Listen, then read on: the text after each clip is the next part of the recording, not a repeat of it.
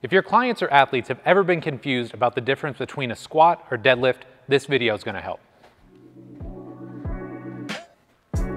I don't know about you, but for years I've had clients and athletes that still get confused about the difference between a squat and a deadlift.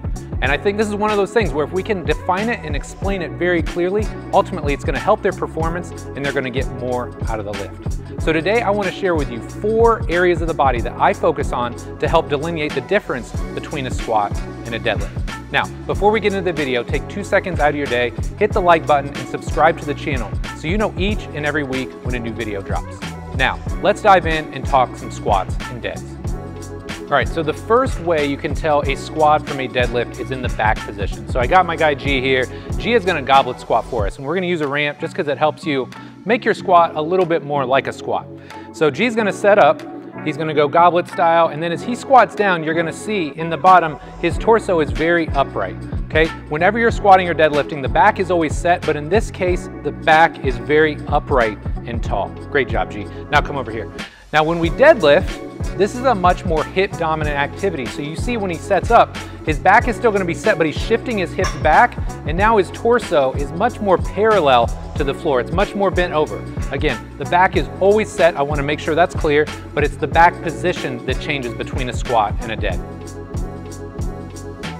All right, the second distinguishing factor between a squat and a deadlift is the hip position. So I'm gonna have G step up here, and you can see when he squats, he's not necessarily thinking about sitting back. You may need to use that cue, but primarily you're focused on sitting down. The way we used to describe it to us old heads is think about squatting in a phone booth. Okay, great job, G. Now come over here.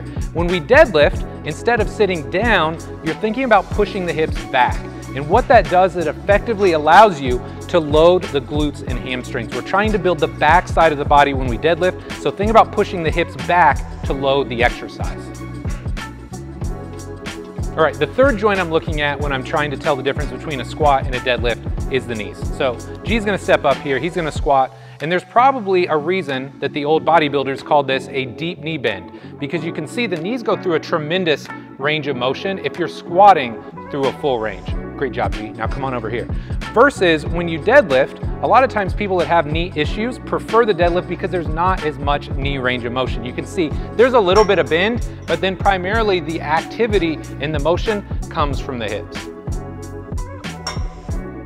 All right, the fourth joint I'm looking at is the ankle joint. I'm trying to tell what's going on here, and this will help me determine, am I squatting or am I deadlifting? So again, G's gonna step up, he is gonna squat, and you can see you have to have loose ankles, and you gotta have your center of gravity back. We've talked about this in previous videos. If your center of gravity is forward, your ankles are gonna feel locked up, you're not gonna be able to squat. But you can see with the ankles moving, the knee comes over the toe, and he's nice and balanced when he squats.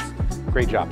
Now, when we deadlift, again, there's just not a lot of ankle motion happening here. So he's gonna get his feet set, he's gonna get that tripod foot position, his hips are back, and then he's gonna push. But you can see there's not a lot of ankle dorsiflexion going on here. You don't need it to get set into deadlift effectively.